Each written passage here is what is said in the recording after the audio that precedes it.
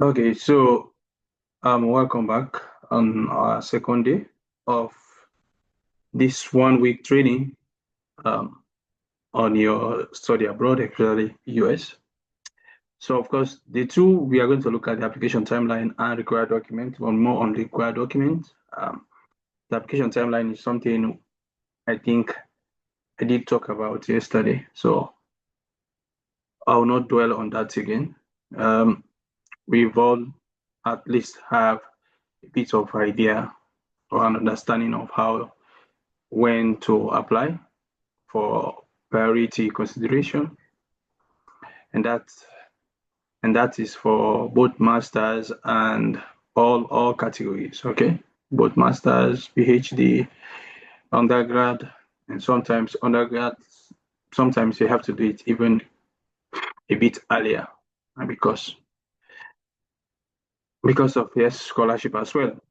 So that's it for the first. So the key document, of course, as you can see on the list, and some of these documents. So I want to single out the main ones that you need to have, which of course, if you apply to any university, you are most likely have to submit those documents. And why is that?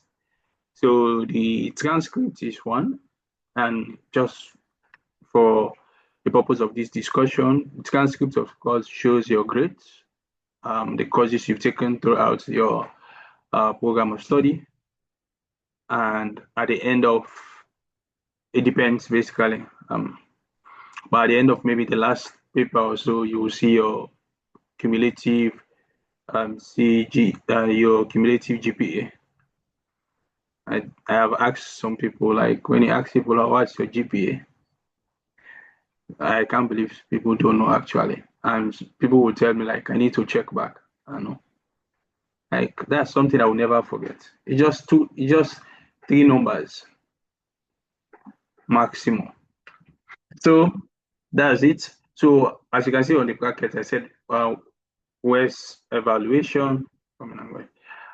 For some, so it depends. There are certain universities in the US, especially if you are coming from, let's say, a university that has 5.0 scale. So for US system, it's 4.0 scale. So if you are on a 4.0 scale, that means most likely you don't have to do West evaluation in terms of fitting the academic system.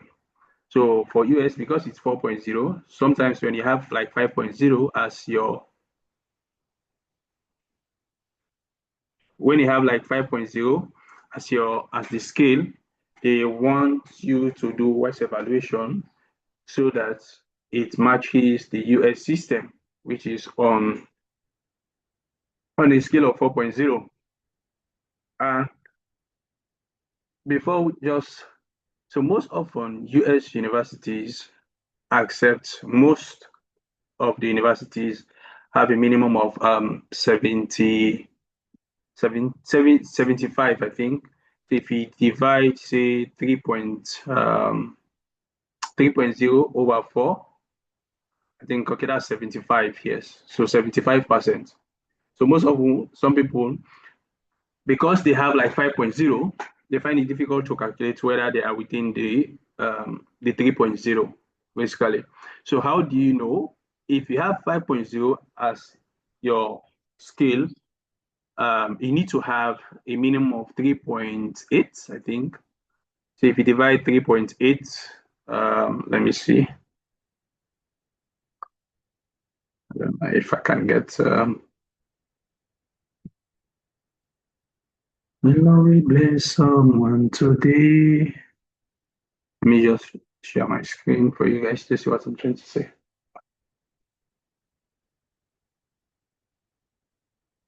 Glory bless someone today. So if you have, let me just get a new tab. I have so many tabs opening it. Okay. So you can see if you have like 3.8 divided by 5, you can see the percentage equals to 0.76, which is like, can you all see that?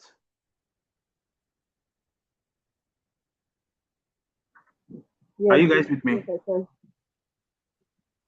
Yeah, so you can Yes, see I can here, see. fine. So you can see here 76, which is like 75. So if I have now like, let's say 3.0 over 4.0, which is the one most often. So you can see here, the percentage is 75. So if you're on a scale of on a scale of 5.0, that means you need to have like 3.8 or something for you to be within like the 3.0 for those that are within the 4.0 scale, basically. However, of course, you have universities that will accept even up to 2.5, um, 2.5, 2.6, 2.7, even though you really have to do serious digging to find those universities as well. But you have those universities accept like 2.75 on a scale of 4.0 to 2.75, let's say 2.75 on a scale of 4.0, that gives you, sorry, 69. That gives you like 69%. So if you want to do the equivalent of that in terms of 5.0 scale, all you have to do, you should just know that X. So like if you say if 2.75 gives you, let's say 69%, then what about if you have X to 5.0, something like that, you should know what's the equivalent to this one. So say this is 5 and this is say 3 point, I think 3.3. Yeah, 3.4 something. So 3.4 will be the equivalent of 2.75. Like on a scale of 4, 2.75, the equivalent of that in terms of 5.0 scale is 3.4. So just for you to check. Now let's go back to, let's stop sharing. Uh, so that's something you should be aware of in terms of the transcript. So for some now, even if you're on 4.0 scale, yet some universities will ask you for you to do West evaluation, and it's something you pay for. Basically, they will recommend specific organizations that you should do that. So they will evaluate everything, your grades. And again, what are the advantages for West evaluation? You will get accepted maybe to majority of the universities. And again, if you have like, let's say you're on a GPA, let's say 2.6, 2.9 or 2.8, then, but your total GPA is 4.0, which is on a scale of 4.0. If you do best evaluation, the chances are high that it will go above the 2.9. So most of some people will have like 2 point increase when they do West evaluation. I don't know why, but it does happen. Okay, so that means if you do West evaluation, you'll be able to get the 3.0, which is like the minimum for most of the universities. That is it. Okay, now, of course, passport is not something I have to talk about. Most universities, for some scholarship in general, some don't need a passport. But for application purposes, of course, some universities as well, they will just ask you for a government ID, but it's something you need to have. So just get that. And most often, I hear people, those whom I talk with, some people will say, okay, because I don't see the opportunity right now, I don't need to get a passport. When I get the opportunity, that's the time. I don't think that's ideal. Uh, just, anyways, so get it, and that will give you the maybe like gives you more energy for you to do your research because when I got my passport, I was like, okay, before this expires, I should work very hard to get this scholarship, something like that. So sometimes get the document and you work towards getting the opportunity. Don't wait for the opportunity. Okay.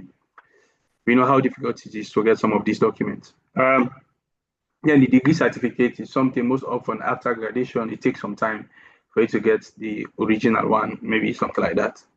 And some people, before we go on to something else. On the transcripts, we have unofficial and official transcript. What do they mean by that? Now, the unofficial transcript, from one stage to another, let's say if it's level, I don't know if it's level, how some people call it, let's say year one or level one, like after secondary school. Then when you are going to the other level, so we know, of course, for degree level is for 4 years.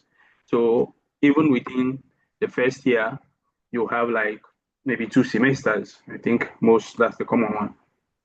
So when you pass, you go to another level, they give you transcripts at the end of maybe the semester or at the end of the academic year, something like that. So those ones are basically unofficial transcripts. So you can just scan them and upload them. Some universities accept that.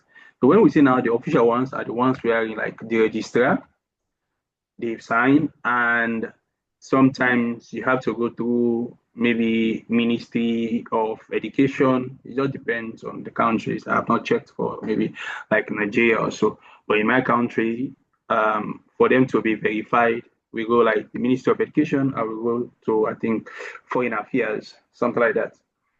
So you go to these places and they will sign. That makes it official. But again, some universities, even though I have not seen that, like they want it in a sealed form. So like the student, don't have to submit that. It has to come from the institution, and it's difficult. So I get that. To talk to those people, especially maybe if you've been out of school for so long, it's really difficult. You really need to, I don't know, but yeah, it's something, and I've received a lot and lot people telling me stories like that. My case was different though, but that is it. So some universities will need those transcripts directly from the registrar, and they'll give them an email. Okay. Anyway, so then the next thing, the resume or CV.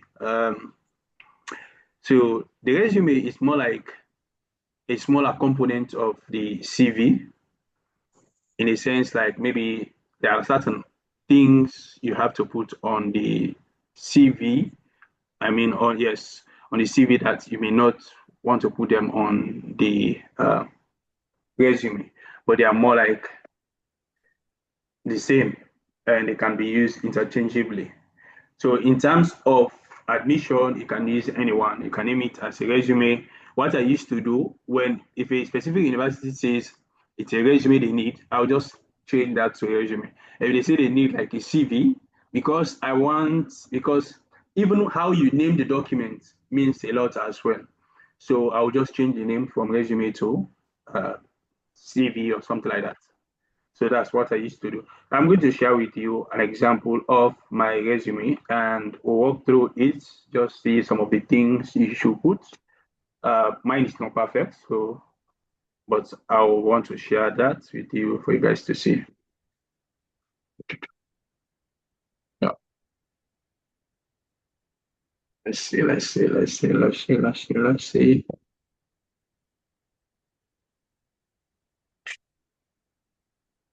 Resume. If I think, um,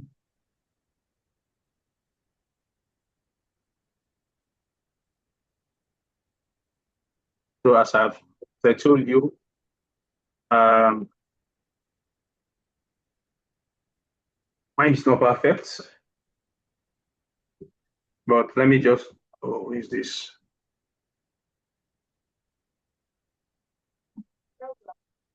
So when I was applying, I used to have like lots and lots of information. Some of the key things you need to know before I actually show you, like know some of like in chronological order how you should some of the items you should include on your CV or resume. There is something I want to just so it depends. Some universities will tell you like one page, and that's where like maybe the problem comes in because some of us have like lots and lots of information we put. And now it is so easy to create these things.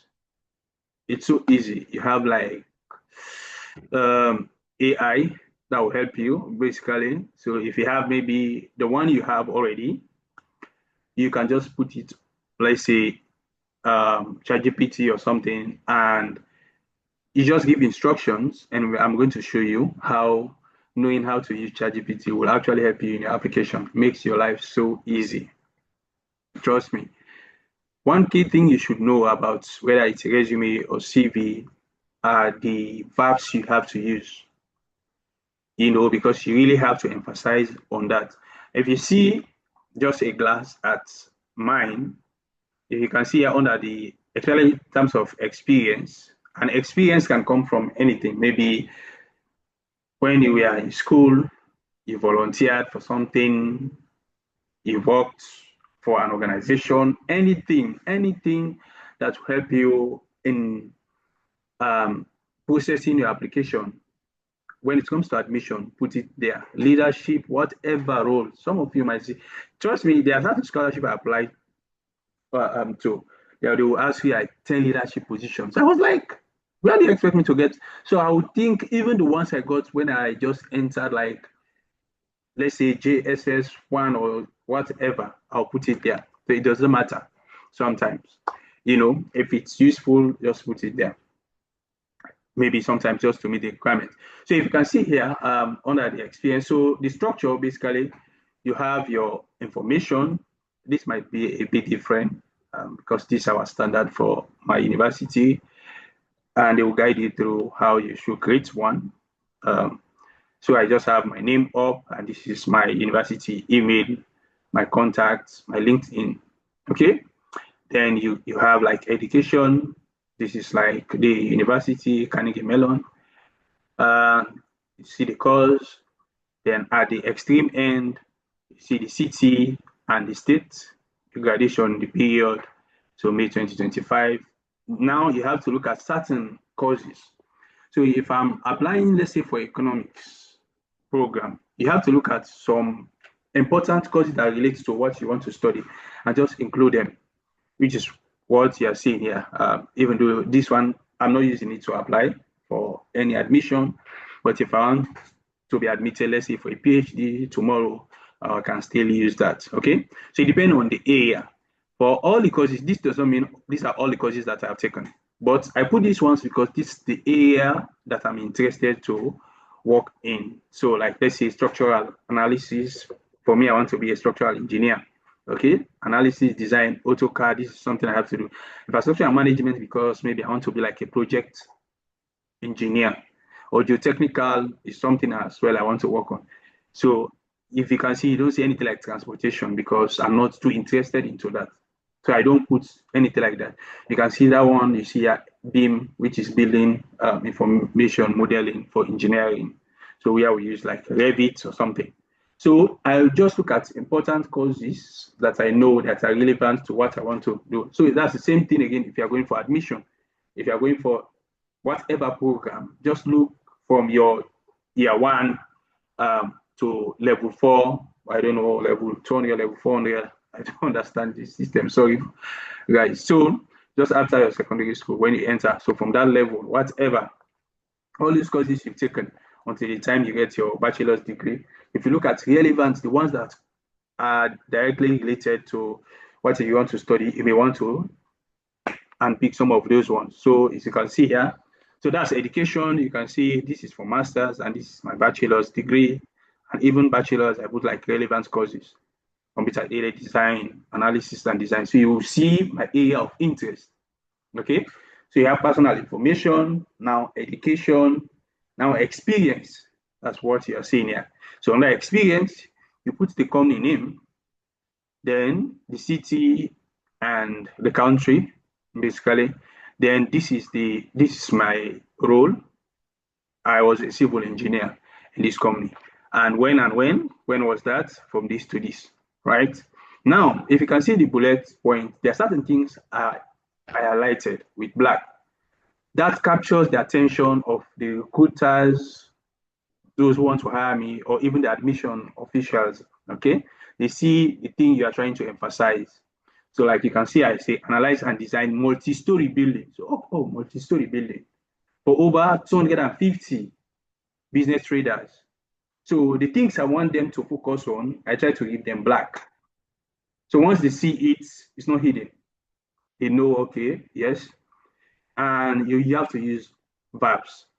This is not something that is easy, but trust me, and I'm going to, maybe if any of you, if there's anyone who is using, let's say, a computer and you have your resume, maybe I can use it as an example. You can just send it on my WhatsApp. I'll download that and put it on ChatGPT, and I will instruct ChatGPT to modify that for me, and you all will see. So that will help. Or maybe I will still use mine, and let's just see. Let me just go through this one quickly. So that's it. Use some action verbs, basically. And if you can see all of them here, created detailed structural drawings and whatsoever it is for 15 plus residential and commercial reinforced concrete buildings, conducted, so you see conducted, supervised, developed, created, analyzed, using verbs. Okay, like you can say, I help. No, nothing like that. I did this, or just use like, just use the actionable verbs. So that's it. Like, so the first, the coming, this again, another coming, you see again, see how it is neat, and you reduce the font size. You just need to know. Don't even use maybe any software. If you are using, let's say, if Europe, that's different. Sometimes they have what they call the Europa CV. Okay, but this is basically for US. I want us to focus on US. So you can see again, site civil engineer, bracket supervisor, monitored, conducted, supervised, inspected, prepared. So all the words you see that starts the different sentences, they are more like verbs. Okay. The same thing again for the last one. This was my internship. Conducted soil testing, analyzed, delivered, led a team of. So, and you see some of the things I want them to look at. Innocent, you're going out, coming in. I don't know what's the problem. So that's it. Then the next part now. So remember, I said personal information like these ones I've just created here. You don't need to create like you write your name and you come down, email, you are eating space, it's not even neat. Okay. So that's the personal information, education, experience. Now, as you can see, the next thing is project. The project I have done. So this one, if you are going for, let's say, for admission purpose, it depends. If you have work experience like this, you can put them, but maybe on a project, you must have done, even your final year project, you can put it there. Unfortunately for us, like for US system, right, almost every semester, students do projects. For us, maybe until the final year, basically a final year project. But for US, almost every course you take, you do like a project at the end of. It can be a group project, it can be individual project. So students have a lot to write here. So on a project, you can put whatever. Remember the experience that I told you, whatever experience that you think that will help you so that your application will be evaluated to be considered for admission, put it there. Okay. Now on the project, as you can see, I have like the name of the project, then which company did I work for, and I will just put the timeline. Because these ones, they're not exactly like accurate because some I don't remember when I completed those projects. So I just put, okay. And here I just chose like, because I don't want this one to even go, it was just one page because I needed to add some of my projects because of my experience. It's okay. I had to, the one I was using for admission, actually, I think it's around 3 pages, but sometimes when they say 1 page, I have to summarize some of the key things. If I know teaching is not useful, I don't put it there. If I know what is useful, that's what I put. Okay, which is why you don't have to be lazy. Sometimes you always have to refine your message from an employer. Okay, so you always have to refine, which is why you need to have a Word document like this one. I can change things here right now, okay, and get the PDF of it. Okay, now let me just finish with this one, so I will not. So you see, that's what I've done here. You have the project name, which company, if it's a company, if it's a university, you put the university, and when did you do that? Then you write some of the activities, some of the things you did. Okay, like this one, carried roof inspection and design all roof members using robust structure analysis, something like that. You can take a screenshot of this, no problem. Then after which, now the next thing you want to put your skills. Okay, so you have the skills, like it can be soft and hard skills. What are the soft skills? Soft skills like how you communicate. Okay, as you can see, our soft skills: leadership, effective communication, problem solving, and time management. These are just soft skills, and they are so important. So if you have them, just put that. Because I don't want to make this one so long, I don't need to explain like the leadership part of it, like what I did. Oh my God. Guys, you have to stay in here if you are in. So at least I will focus on this presentation. So, okay, if I lost a bit of power. So that's it. You can see the skills. These things. So the technical skills, because I am going for a job, whether even if it's admission again, there's no difference basically. Technical skills like the social analysis and design, some of the softwares I use, AutoCAD, robots, these are things I have done, I have used basically. SAP 2000, ETAB, Civil 3D, all those ones, I must have used them one way or the other. And some, I think there's one I have not actually used. Okay, so you can see this one because I have interest in project engineer roles, which is why I've added this one, project management. So they will know that, okay, I do scheduling, milestone tracking, workflow optimization, technical skills like maybe I want to do geotechnical engineering, soil testing, structural drawing, some of these things. Then after that, yeah, because I don't want to include this, not about except because I don't have any certificates right now.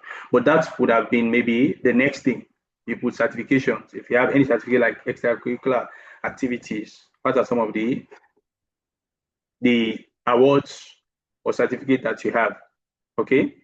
But I don't, so I just put everything, almost everything together under the extracurricular activities, which is, I think, is the last thing here. Okay. And if you've done any, let's say, publication, if it's a PhD, then you can put it as maybe the last thing. So as you can see under the extracurricular activities, when I came here, I was given the position for teaching assistantship, like grade. I was grading undergraduate students, and you get paid for that. So this is what you are seeing. That is what you are seeing there.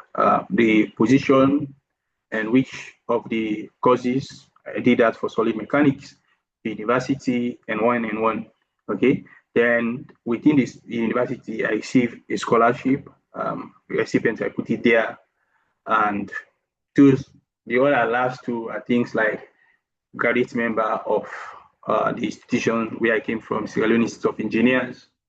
And this is just a position. So you can see, even this one, I put it there. You might think this is not useful, but it shows my leadership, like vice president of our alumni. And this is not this university, I mean, like high school. So it's important because it shows that I have done, I've occupied leadership positions. So that's it. In brief, so you have like contact information, education, experience, project, the skills you have with software or whatsoever, soft skills or hard skills. Then you look at certifications, you look at extracurricular activities, anything, and publications if you have anyone. So basically that is it. Now what I want to show you before maybe we move to, let me see where we should go. It's using ChatGPT. Did any of you want to share your CV so we can modify that and see the work ChatGPT will do for you? So I will just give an example.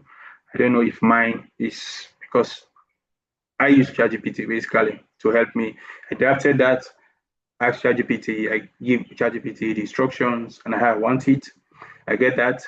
But like the way it is now, I have to do that on the Microsoft Word, basically to put it the way I want it. But like in terms of helping you creating like the verbs, you know, So if you guys want to do that, I need one, maybe now or just try. Send me one, then I'll do that later, and so we can move forward. But there's one thing I want to show you again before. Let me see. Where are we? Letter of recommendation. Okay, let's keep going. So the letter of recommendation is not something much of something I have to talk much about. Just know whom to ask for recommendation, but it's really, really important. I've seen, oh my God. Oh, I don't know what's happening, if it's your network or something. So letter of recommendation, I think, is very important. This is one thing you cannot control. And most often I do emphasize on this one. If you are aiming to apply to US universities, because, first of all, you might not be lucky to apply to one university and get offer letter or get admission straight that you think, okay, this is just fine for me. Sometimes you have to apply to multiple universities, and that's something you have to do. I would encourage everybody to do. Target at least 10 universities. So if you have to do that, now if you have to do something like that, it's almost all universities will ask you for recommendation. Find someone that knows about you, that knows you well, then maybe it can be professional or academic. I know it's difficult, especially those of us who have been out of school. And this is where relationship with your previous lecturers or so becomes so important. In my own time, when I was doing my application, this is what I did. You cannot do it to some people. But because I was this kind of person when I was at the university, I helped colleagues a lot in a sense like I'm always ready to teach. Sometimes when lecturers have difficulty, like they cannot come to class, if I know the subject, I'm ready to teach that. Even when they are in class, sometimes I do volunteer. So I was able to form this relationship. And I'm not saying everybody would have done that, basically. But because of that, so when I needed them for them to do for me this recommendation, what I did, I collected their details. This is not professional, and they themselves should not have done that. But for me, in my case, so all I needed was, of course, most US universities, you just need to put in the details of the recommender. Some of you who have done applications already must have seen that. So you put their name, email, their place where they stay, so that they will use that email to send them a link for them to make a recommendation. So because I know maybe they may not have time, I want to save time, I'll just tell them, okay, once you receive the email, please just forward it to me. Okay. So once I receive that, I will do the sorry. So I will do the recommendation basically as if I'm writing it for someone else. That's what I used to do. Sometimes if I check, and sometimes recommendation, they just have to fill in some information, like they will just say under the soft skills, like leadership for the recommender to rate in terms of leadership. Like they'll put like 5, 10, 15, 20 or something like that, or very good or something. That's all. Sometimes that's what they have to do. And sometimes they will give them a prompt to write on. So they will ask, like, how do you think this candidate fits for this course or something like that. So if I see those things now, I have to draft that. If I need to upload a PDF, I will draft that one. I will write it whatever way. I'll use Grammarly. That time I was not using ChatGPT because I don't know how to use it. In fact, I just imagine if I had known that, or I would have gotten an idea of ChatGPT. That would have really helped me a lot during my applications. So I have to use like Grammarly, correct mistakes. When I started writing these things, even when we come soon, we'll go to SOP, it takes you time to write these things. But the more and more you write, the better you become at writing. So that's just the thing. So I will write a recommendation letter and I'll send it to the lecturer. Okay, just look at it. and sign if they have to sign, then send it to me again. So I'll tend to reduce the workload because it's not easy. People have something to do. If you are in position, sometimes just ask. If you're in position to ask for anything like that, do so. If not, then find people whom you know you can reach out to. I missed out on scholarship because of recommendation, submitting recommendation letters very late. These people have a lot to do. And sometimes I don't blame them. But it's key because sometimes even if your grades are not good, but you have a good recommendation letter, it helps you. You know, they believe that if someone else says something about you, they do believe that a lot. Admission officials do believe that. So someone that knows you, who can say something about you, basically. And the reason why I would, if you know what the recommender should write, you as the student should write that. Whether you just take the prompt, and I'm going to show you, I think, as we go, maybe when we get to the application, actually, like even when we have to write like statement of purpose or something like this, you will see maybe we are going to check your university and see if they ask us about writing statement of purpose. You just collect that. ChatGPT makes life so easy. I'm not saying for you to rely on it. Sometimes I write things and I want to modify them. In the absence of ChatGPT, I can use that. Okay, I'm confident enough I can write something. But if it's there, then most often if I write certain things and I want to be sure, I'll just put it there.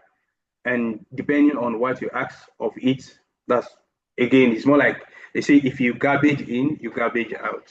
It depends on the type of question you ask as well. You know, they will simplify for you things. Okay. So know the people you ask for a recommendation letter. So if you're planning to next year, start reaching out to them. Okay. I'll be targeting like 5 universities in the US. I know most of us don't want to tell people about study abroad. I don't know why. People have different opinions on that. But those people, talk to them, start reaching out to them. I'll be applying to 10 universities. I know it's going to be a workload for you, but please, will you be able to write me recommendation letters, you know? So that will help you because you don't want to be like reaching out to them all the time. Now, the next thing, statement of purpose or personal statement. Let's focus on statement of purpose, which is the SOP. People have reached out to me. I think I made a video on this, which I think maybe, I don't know, next week or after this training, I need to create a video on that. Again, some people will ask you, how do I write statement of purpose? And when they ask me, most of I tell people, this is funny. Because if you've done applications, and some of you who may have gotten offer letters already, any statement of purpose is basically, when I say personal, it's tied to the university. In a sense, now once you start filling in that application form for you to be admitted, you'll get to the SOP area. They will not just ask you for you to upload statement of purpose. They will give you a prompt for you to basically, it's more like answering questions. And maybe I will just select the university. Let me see. So, because I want to be practical here. So it's not like they will just ask you, go and write a statement of purpose. They will tell you what you should write about. Or anyways, any of you just give me any university. It won't be like maybe I've looked at a particular university. Let's see, let's just do what I want us to do. Can any of you just unmute if you have any university you've looked at? Can we try University of South Carolina? Okay, fine. University. So let's just go with the first one. You all can see my screen, right? Yeah, sure. Okay. South Carolina. Okay.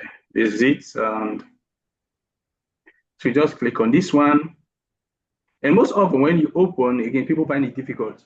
How do you know this is the official website? You can see here at the top where you see HTTPS. You can see this one, EDU. Then just after it, you see the university. that is the official one, because there's, especially if you're researching like scholarships, some are third party. Okay, so just click on this one, you go to the official. Now, whenever, anyways, when we get to the application, you know, let me just take you through quickly. Now you go to admission, yeah, and I want to know what are the requirements. So I'll just click on this admission to South Carolina undergrad. I'm looking at graduates. Let's just go. Let me go down. One of the qualities you should have as someone seeking for admission or scholarship, you need to have the patience to just scroll. Application requirements. Okay, fine. Let's click on this one. So they have the graduate study bulletin, looking for a particular type of program, not that. Let me see. But see, oh my God, what is this? Give me a minute.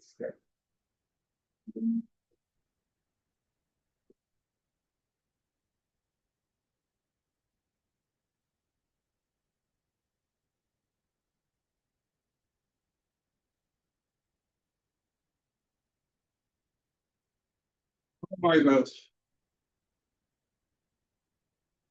Who is this guy? Leaf block. Anyways. Okay, I think it's going. So, uh, uh, let me see. Okay, it's gone. So you can see now I'm not seeing anything here, what I actually want to see. But it's the time, the patience that you should have. When I used to do this, I would just be listening to music, put my headset or something. If I have a copy or something that I think I can just be doing, relax, not in a hurry, I'll just be scrolling. Even when I want to create videos for like checking for scholarship, okay? And we are going to navigate that. Let me just go through this one. So now I will just click on a particular program. Maybe that's the area where I will be able to see, let's say, biomedical science. I'll just click on this one. So they have major degrees and application, ready to apply. For full consideration, the deadline, this is February 1. So you see, yesterday when I was telling you, like, so this is for fall semester, I think. They have already deadline like February 1. Applications will not be accepted after May 15. So for full consideration, like, I think this is like the priority deadlines or so, if you want to be considered like for fall or something. Okay, so now the required document of official 3 letters of recommendation, curriculum detail, resume, personal statement. Now, I want to see on the personal statement, area of concentration. Now, if I want to apply, how do I apply for this? Let's click on this apply now. I don't know if I should go through all this, maybe when we get to the application actually. So you have to create an account, or I really want us to see, maybe I should check another university. I don't know. I don't want us to take so much time here. But let me see. Let me just create an account quickly. I don't think if I've applied to this university. So let me just use this same. Maybe. Have I? What did they say here? How did I just? Maybe I have applied to this university. Crazy. So application information, application selection, graduate school, email. So next page, let's just go save. These are just information you have to read. So let me see where it says, I just want to see the personal statements for me to show you, even though I was talking about. So I'll just select the program. I don't know if I don't select, they will allow me for me to move. Oh my God. Okay, let me just use anything. Just want to biomedical, engineering, concentration, select time, let's say fall 2025. Oh my. I don't want to fill in all this information. I just want to take it through. When we get to the application, we'll do all of this, basically. Change of program, I don't want to change. Next page. What the hell? Can I just skip all of this? Yes, financial aid. So you see here, yesterday I was talking about this. Do you wish to be considered for graduate assistantship? So you click on this, like yes. Fellowship, if you want fellowship, you don't have to pay for them. Basically, like the graduate assistantship, you pay in return by either assisting students or something like that. I wish they can allow me for me to just move to the next page. Oh my god, I can't feel all of this information. Okay, let me see. Crazy, eh? Now, I actually don't think if we have time, we will create a particular session for this one. So I will take you guys to when we get to these points of the application. But let me see, maybe I can see a university that I can just go through quickly because this is very important for you to see how you can use which other university. Let's say Clarkson.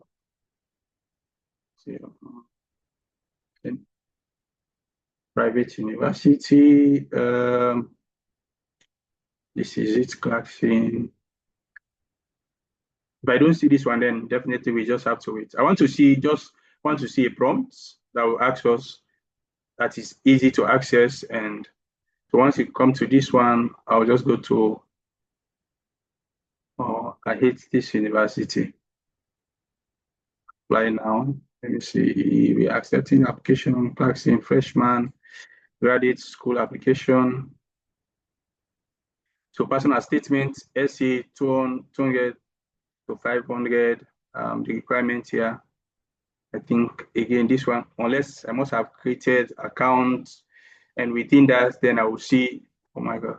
So guys, I think you just have to bear with me. When we get to that point, I'll just show you some of the things in general that you should be looking at.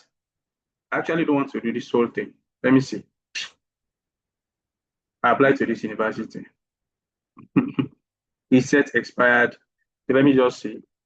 If I can get to this one, just give me a moment. So all I want to prove is for you guys to know that every university will ask you something they want you to write about, like for statement of purpose or personal statement. Okay? So don't have a generic one. The only thing I used to do is this one. Okay? Like the first paragraph, most often, like, because I think it's something we have to talk about. Anyways, the first paragraph is more like an intro, right? Especially like for statement of purpose. Maybe it will be like a hook in a sense. I would say ever since when I was a child, dreaming of this. Like you just create a narrative, something like that. I've always dreamt about buildings, high structure, or blah blah blah blah. Then I will now go to the next phase, which I think is something I need to actually talk about in detail. Let me see, guys, if I can get to this one. If not, then we have to wait. We'll take the whole session on this one, and we'll look at the how to look for this match. Six. Let's look in innocent. Yeah, going out, coming in. I don't know. So let me put the temporal pin. It's 325 445. Let's see. If it doesn't allow me for me to just jump to the personal statement, then I'll just skip this one and wait.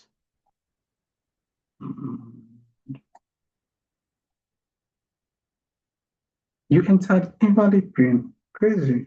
What did I do? One, two, one,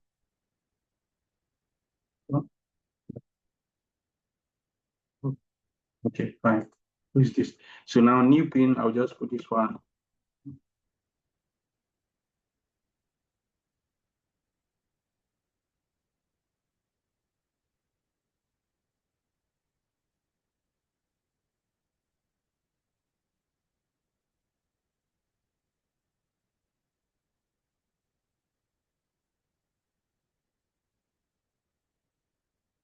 Okay.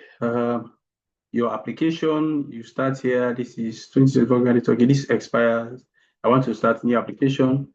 So just to show you that the universities I apply to, guys, we have so many. I was just creating applications. Open this one. Let's see. Materials upload. Okay, so when we go to materials, yeah, I think this one will allow us. Yeah, resume. Okay, fine. SC or statement of purpose. You see this one. Now it says that please upload your SC or statement of purpose is in approximately 500 words. Tell us what you would like.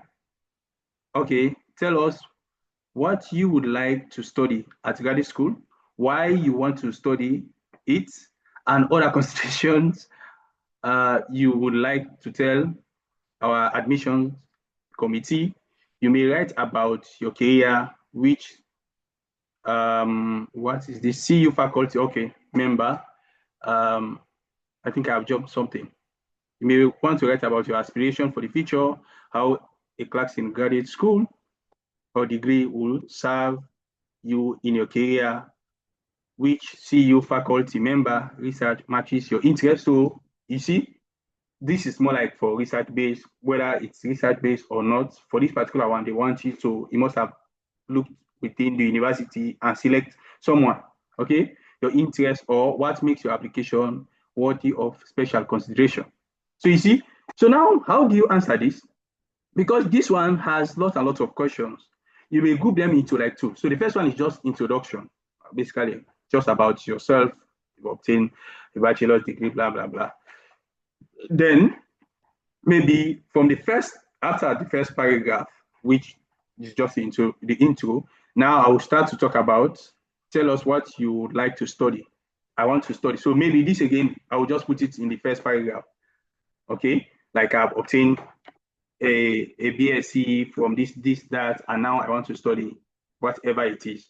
So that's feeling, that answers the first question, what you want to study and why you want to study it. Maybe I will just group it again within that first one. Okay, so you can put what you want to study and why you want to study. Now, why you want to study it, before you answer that question, if you are writing this one, let's say you are not using any, because, and that's again something I will encourage you as a start, make sure you write some of these things. And now, so you don't heavily rely on ChatGPT as I'm emphasizing on each one. But I just want to use that and see how it can help you in your application. Okay. So let me just copy the whole of this. And let me show you something that some of you don't. And give ChatGPT a prompt. Okay. Page.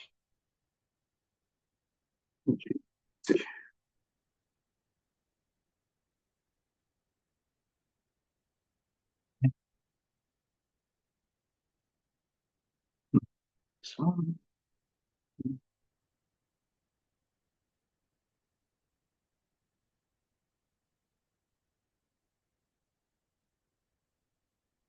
and it seems as if this is one of the reasons why some people find it difficult to do applications.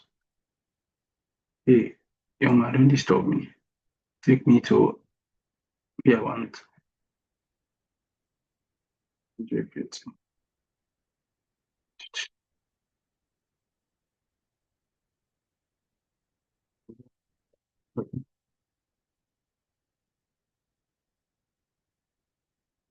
Okay, so you see this plus, of course, you can upload. This is what I want to do. So let's say,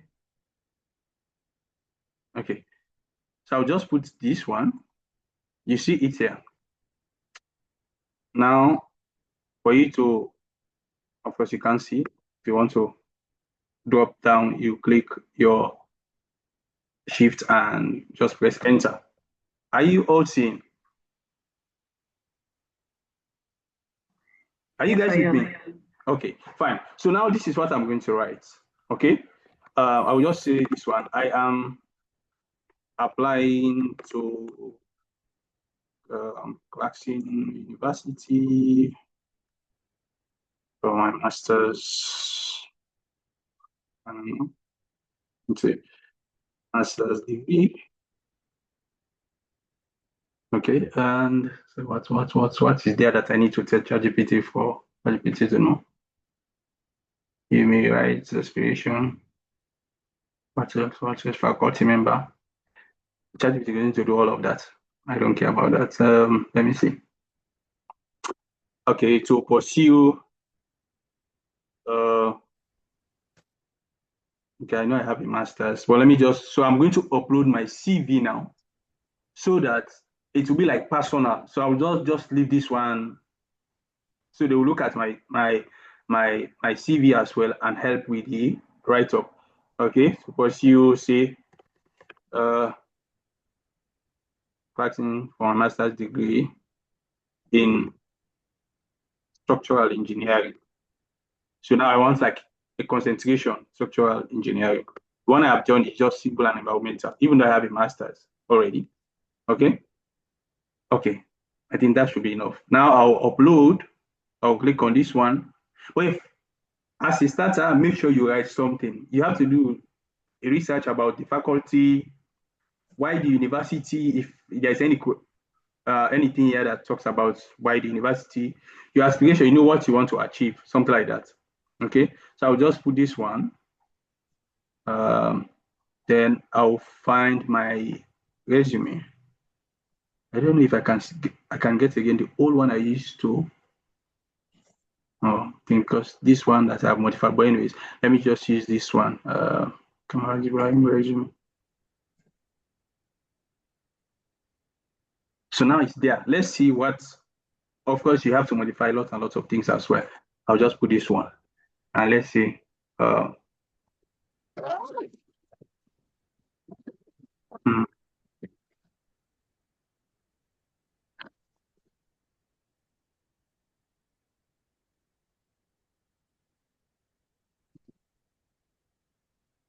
Okay. So now maybe I don't want this one.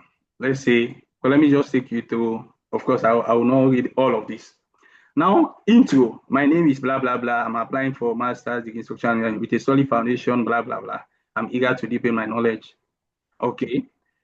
My interest in this is about my experience. I think everything here. The second one.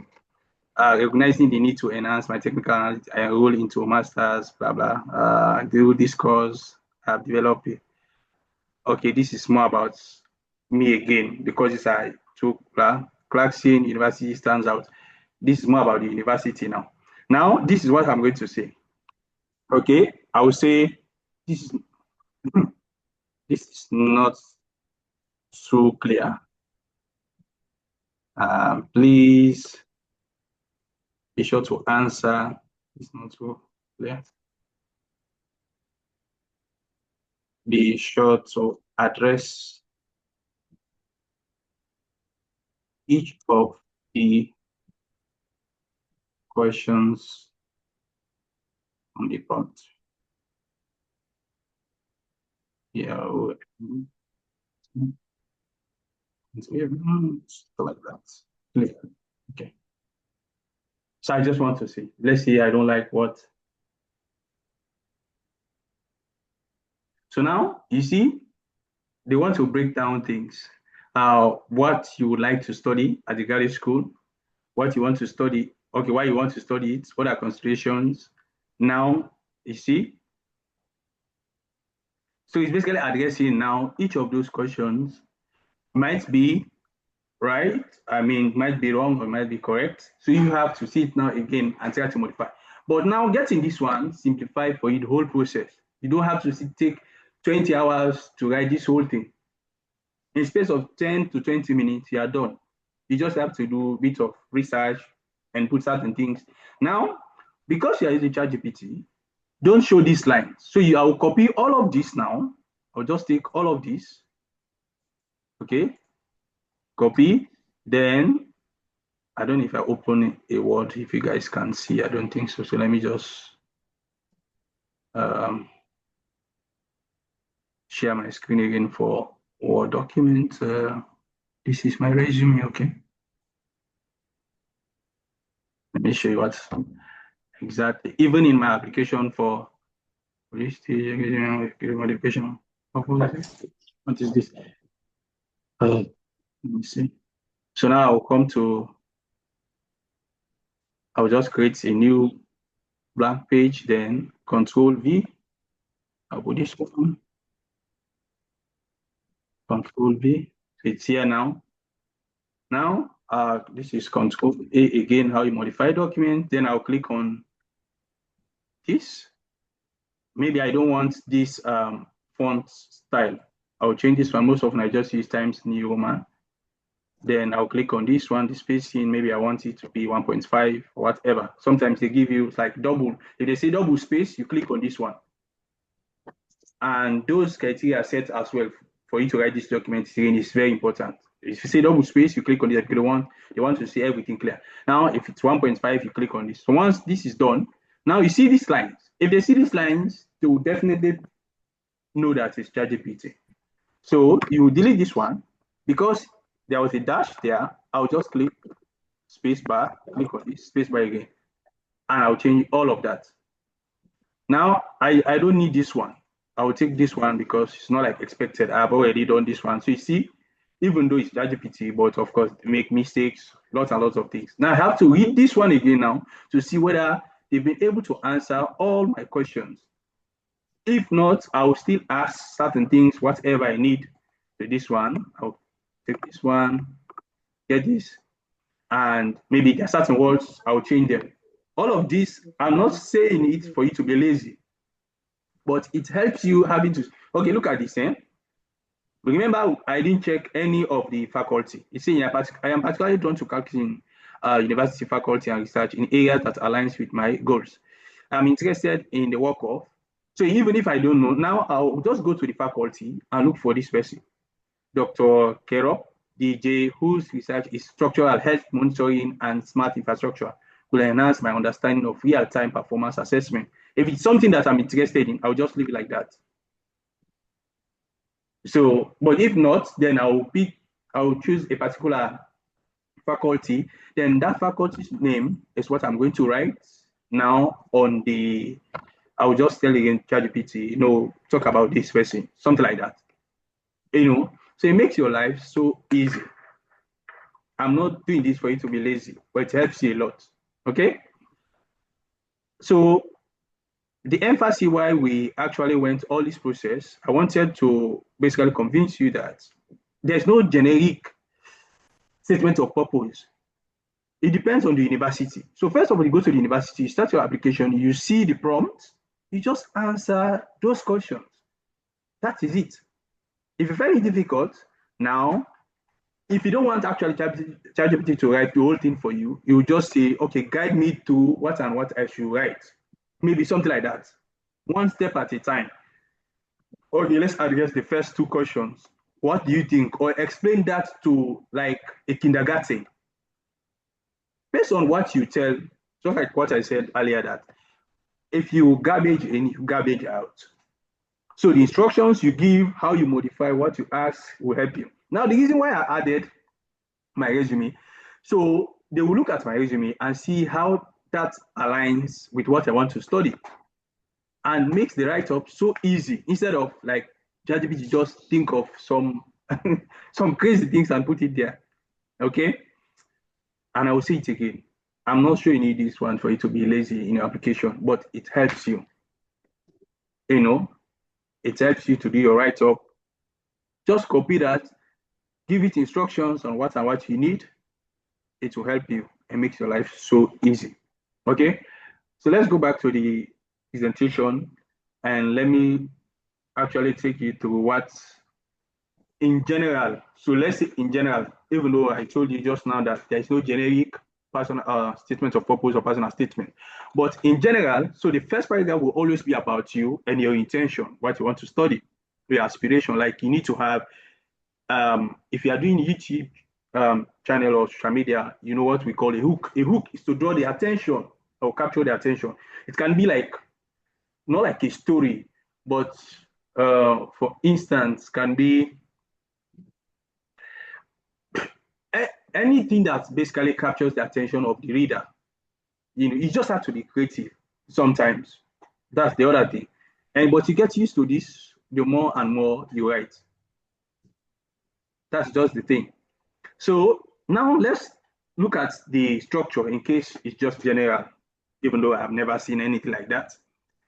But you always have like the intro, then maybe you talk about your experience, why the university or why the program, something around that, and how the program basically aligns with what you want to study, and that goes with what you've studied. Now, if you are diverting, let's say you've done a particular area, now you want to move to another area. Why do you want to do that? Maybe you have more experience now in the other field than basically the certificate you've gotten from your bachelor's degree, and you can explain that. Okay, so that's it. Now, what is the difference between the statement of purpose and the personal statement? As the word implies, personal statement, it's more like a storytelling. It's a bit different from statement of purpose in a sense. It's too personal, basically. Let me just put it that way. So even the hook, you create like a scene, just like I think initially when I mentioned about a dream, ever dreamt of this. So you need to have that catchy statement. If you don't know all of this, trust me, ChatGPT will help you. And you have so many other platforms as well, but just make sure you are abreast and know how to use that, basically. If you know, it helps you a lot. Throughout university, I use that a lot. Not basically like maybe to answer even questions, but even to plan. Like I can use ChatGPT to help me with interviews. So I say, give me mock exams. I will answer them, see if they are correct, and tell me. So like you can use it a lot, basically. If you use it in a good way, it will help you. Seriously. Now on the test scores, if required, I think I've mentioned this one. So for instance, like some universities, some programs, they will require for you to submit. I don't know if there's a specific area we have to talk about this one, but let me just take it through quickly. So for undergrad, they have what we call the SAT, which is the Scholastic Aptitude Test. It's like math and English, basically. What that does, because if you take it and you pass, I think the highest you can get is 600. So if you pass, it helps you in terms of, sometimes they don't consider it in terms of admission, but they do so when it comes to deciding whom to give a scholarship to, like high amount, depending on what you get from the exams, So for one of the common test score they ask for, of course, is English. If your country or if you know school in an English medium, then most often they will ask you for you to submit ELTS or TOEFL, and some like basically those two for US, because I don't want to move away from US. If it's like Australia, they will ask you like PTA. So now on this one, and this is again a bonus, so I'm going to show you something here. For the TOEFL, most often I tell people this. Since I started applying, I think it was just class in university that I just opened right now that actually asked me, I need to provide, whether I am from an English-speaking country or not, I need to provide an English test. And I was like, I will only do this one if they have like full assurance that I was going to get, let's say, a fully funded scholarship. And the reason being, because there are other options. So don't stop, like some people, because of that, and they will like, they will come back to me, okay, this university needs this one. I will tell you, I have school since kindergarten to this date. My medium of communication officially is English, right? I did my bachelor's English, high school, all of that. Why do you still want me to provide? I can read and write. I may not know how to speak, but I can read and write. Whatever that you want me to read and write, basically. So I was like, no, I'm not going to submit anything like that. I have English proficiency. Some universities will give that to you, and some you have to go through the ministry for them to do that. So most of the universities as well, I will just submit that. And in my I-20, they will say the applicant is proficient. But if the university promise you that they will give you fully funded scholarship, yeah, you can write it. But if you've gone through your academic period, undergrad, English, trust me, just collect your English proficiency certificate. The English language department most often will give that to you.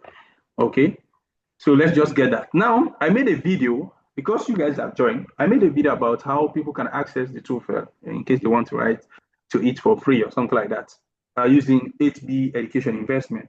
And that's one thing I want to show you guys for you to see. If you want to write to it for free, you can request the voucher. Let me just share my screen. So I want you guys to get the best out of this whole thing. I've opened so many tabs here. It's crazy. I don't close my tabs. I always feel like I have to come back to all these tabs. So confusing. So let me just open one of these. Okay, this is Google. So 8B education investment, 8B education investment. Okay. I hope you guys can see my screen. And this is the official website. Click on this one. Now, once you open, so 8B education investment used to, I think for 1 year, I think they gave student loans. But now what they are doing, they help students. So in case you are struggling with your application, you can run to 8B, they can help you, basically. But after this teaching, I don't think if you need anyone, actually, that's just the thing. So now you can find the schools they used to give, I think for 1 year or so. And their focus was just for Africans. I don't know all of the sudden what happened. So you scroll down, you come to this point. You see here under 8B initiative, TOEFL or GRE voucher. They do give scholarship as well. So you click on this one. I'm an affiliator with this company. So you click on this one. Now you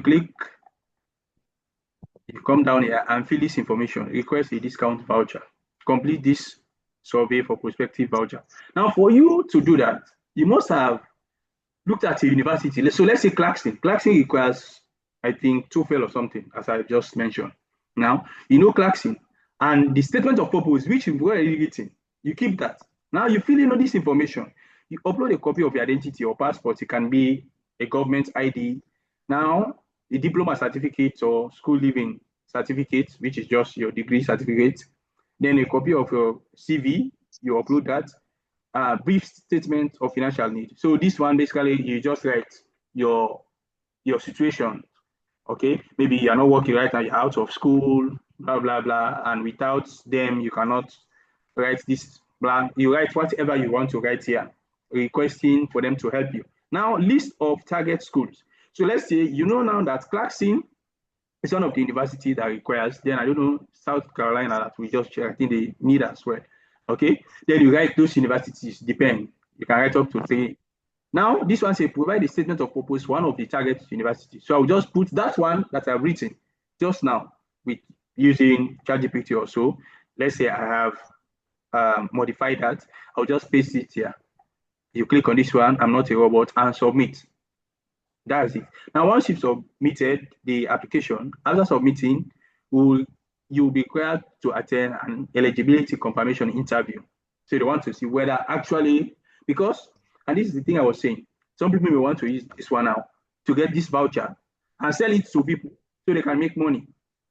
So they have some questions they have to ask you for the purpose of this training.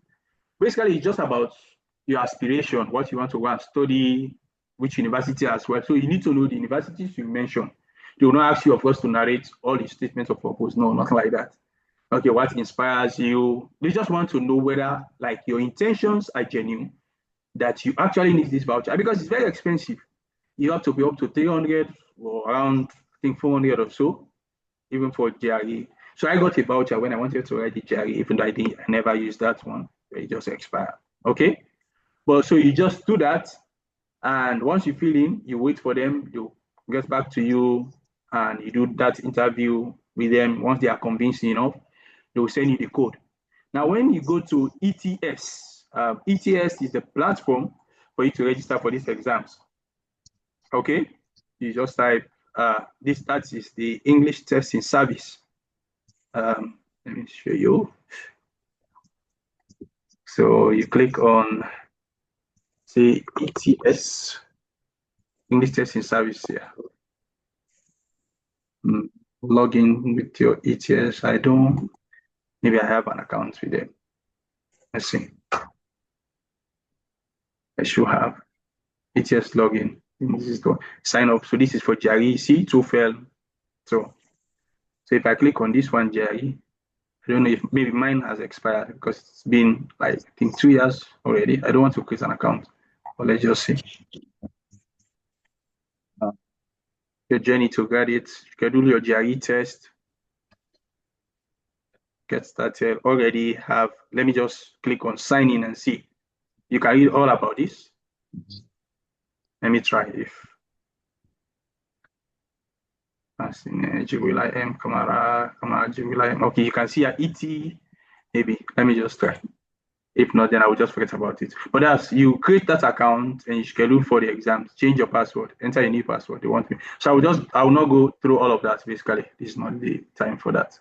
So you schedule for the exam. Once you receive the voucher for like the TOEFL, if you want to write to it, or GRE for free, once you get that one, this will just be going out and coming in. Anyways, so that's it. Let's go back to the presentation. Let me see what else I need to talk about. Where are you? Where are you? Okay, test scores, application platform. Now, the common one, and I'm going to show you something. The common one, of course, so you can see under the application platform, the common app is for undergrad.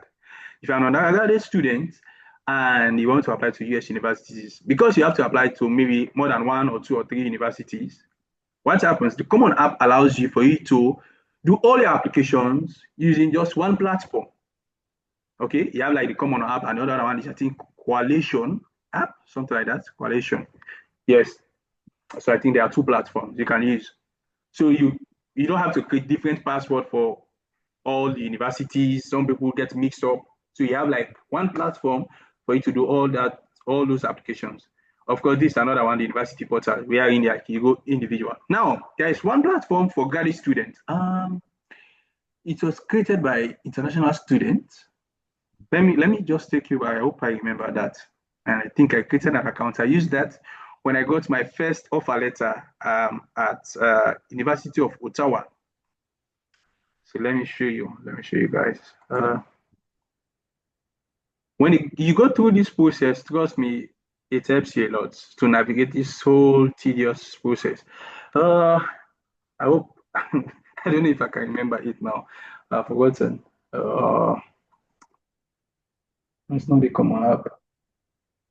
Anyways, okay, maybe once you guys have to ask questions, I will remember it and I will come back to that. I think I've forgotten the name of the platform that you can use basically to apply to different universities using just that one platform.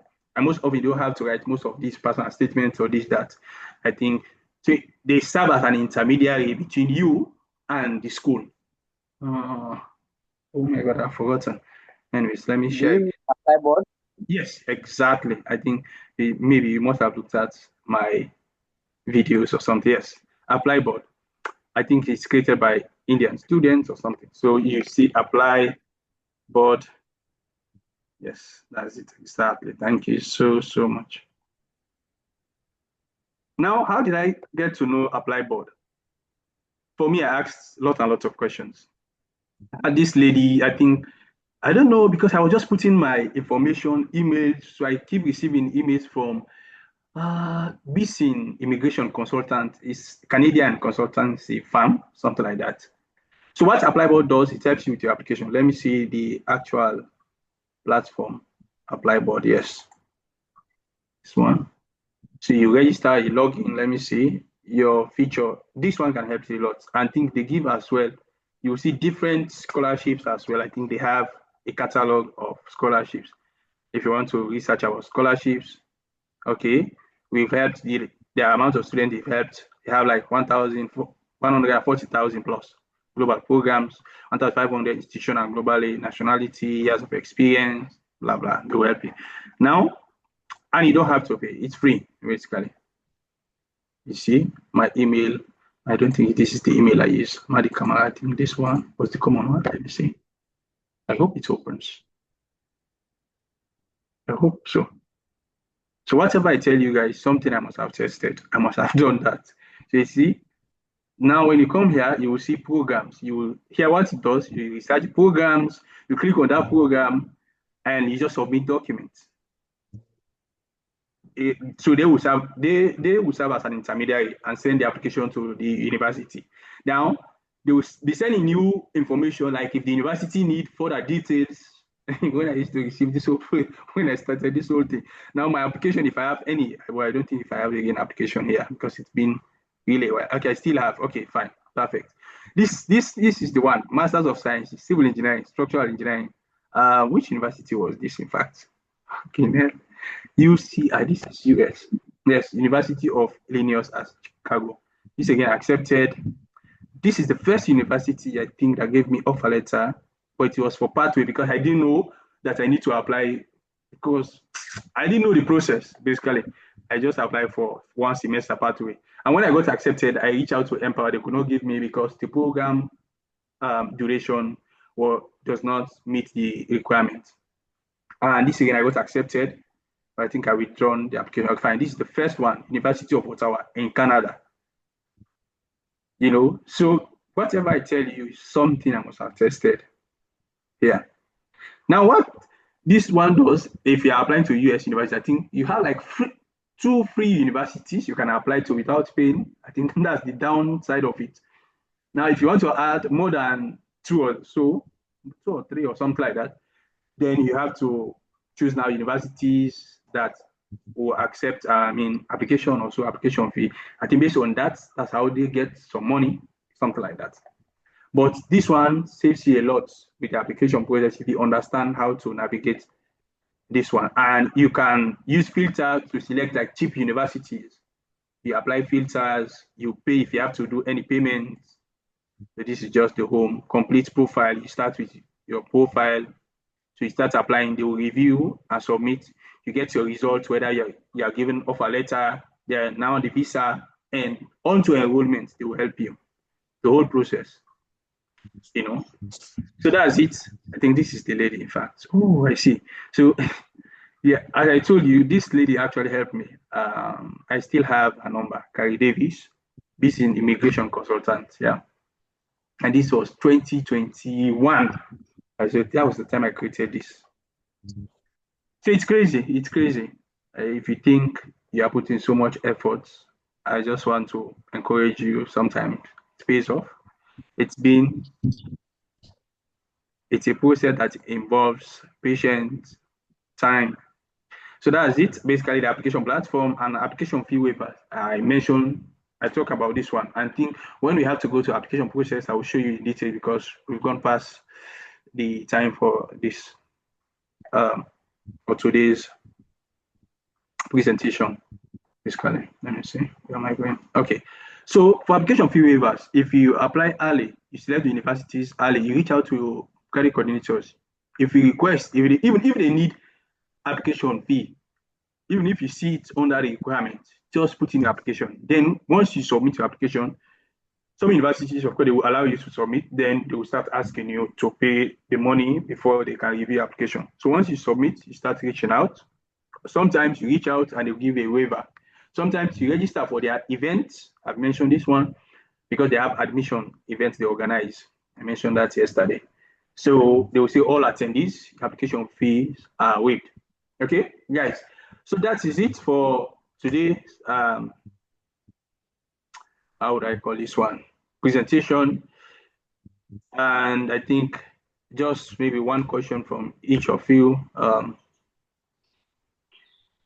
to ask if you have. Let's see the next 5 to 10 minutes and let's wrap up. Then you can keep the other questions as against tomorrow, and we'll say goodbye. Yes, Jaja Usman. Yes. Okay. Please, how do you know a legit website if you want For to apply to apply for what? for school, for school, university, Well, graduate? you don't have to go. The only website I've just shown you right now is Applyboard, right? But other than that, just write the university name. Then, as I've mentioned, once you see that, I think I mentioned that if you type any university, you will see. Let me see. I think I said our Clarkson. Once you click on the university you want to apply to, it will come to when we come to application. I will show you. So you can see your Clarkson first. You see HTTP, blah blah. This is the actual platform. Then you click on this one, and once you. Oh, I'm not seeing the screen. Oh, I'm not sharing. Are you sure? Yes. Okay, sorry.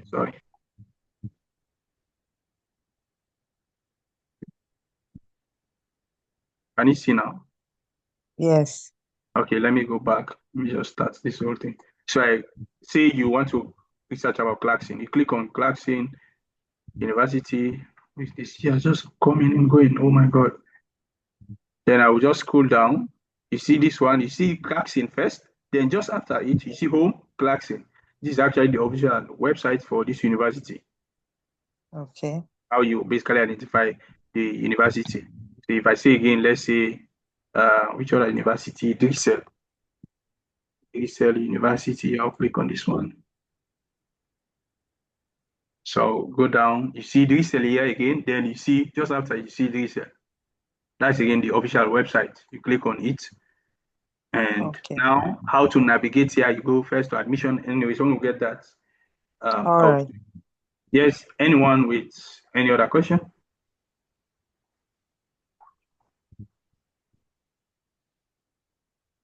If not, then can we call it a night?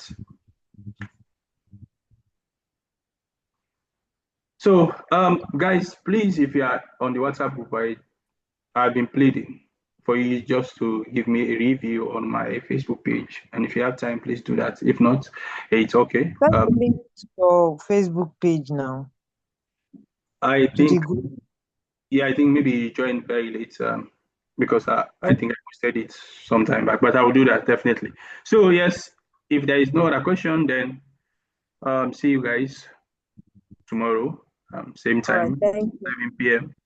And just heads up, what we'll be looking at tomorrow before we call this one a night.